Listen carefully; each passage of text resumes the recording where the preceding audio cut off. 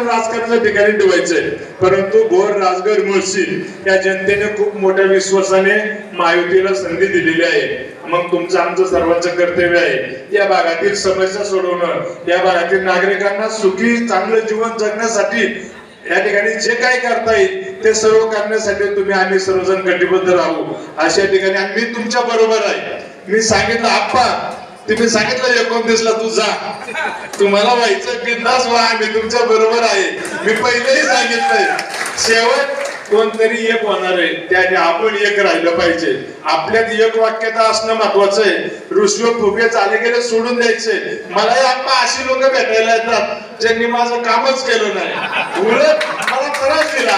माझं काम करणारे कार्यकर्त्यांना त्रास दिला.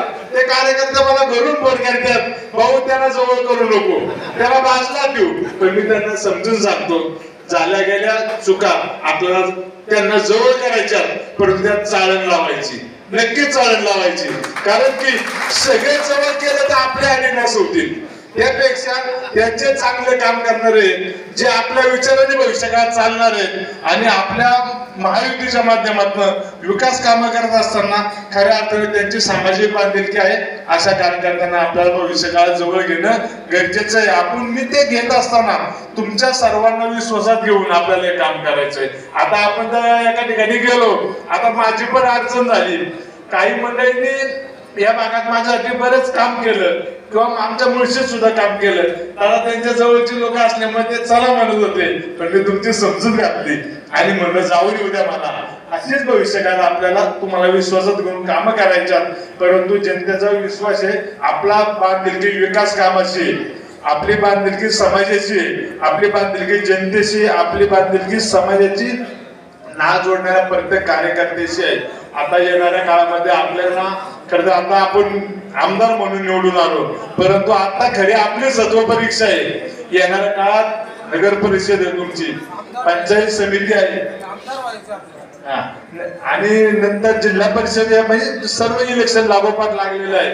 त्यामध्ये खऱ्या अर्थानं आपल्याला एकत्र होऊन काम करायचंय. सर्वांना विश्वास घेऊन करू आणि ग्वाही देतो. आपण सर्वजण कमी वेळामध्ये या ठिकाणी माझा सत्कार समारंभामध्ये उपस्थित राहिला. मी तुमचं मनापासून धन्यवाद व्यक्त करतो. तुमच्या सहकार्याने विधानसभेत गेलोय. मी सांगितलं होतं, शंकर मांडेकर आमदार होणार नाही, तर जनतेतला प्रत्येक कार्यकर्ता जो आपल्या विचाराने चालतो तो आमदार होणार आहे. त्यामुळे बरीचशी मंडळी आमदार आहे. त्यामुळे तुमची सर्वांची जबाबदारी आहे. तुम्ही फक्त मला सांगायचं ही कामं करायच्यात, ही कामं झाली पाहिजे. ती कामं पूर्ण करण्यासाठी मी कटिबद्ध राहील अशी मी ग्वाही देतो. सर्व महिला बंधू भगिनी, सर्व पक्षाचे पदाधिकारी, घटक पक्षांचे, महायुतीचे पदाधिकारी यांना पुनश्च एकदा धन्यवाद देतो. तुमच्या सर्वांच्या आशीर्वादाने मला ही संधी मिळाली, तिचं सोनं मी नक्कीच करून दाखवील अशी मी ग्वाही देतो. जय हिंद, जय महाराष्ट्र, जय महायुती.